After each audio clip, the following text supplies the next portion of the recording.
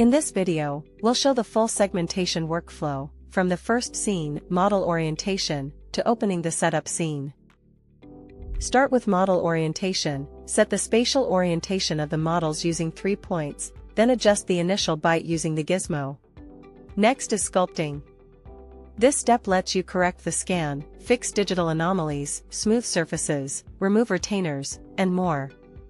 Bolton analysis automatically marks all existing teeth. These markings form the basis for segmentation and are used in clinical and diagnostic calculations. You can adjust markings manually as needed. You can also add supernumerary teeth here if the patient has any. In the segmentation scene, you work with the main segmentation contours, which are also calculated automatically.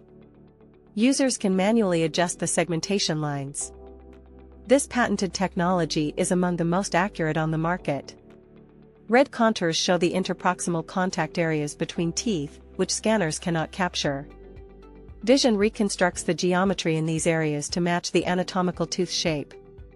Next, you can manually adjust the gums, setting high gums or black triangles. Vision can also detect these areas automatically if the scanner captured them. During scan preparation, Vision determines a baseline to remove extra parts of the scan. You can adjust this line manually to increase or reduce the useful scan area. The final step before setup is working with roots. If CBCT was uploaded, Vision calculates the real roots. Since patients often have fillings, implants, posts, or other foreign objects, CBCT data may be obscured.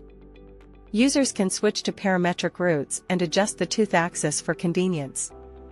In the setup scene, you'll see the results of the previous steps, segmented teeth, gums, and bone if CBCT data is available. This is how the segmentation works. Thank you for watching.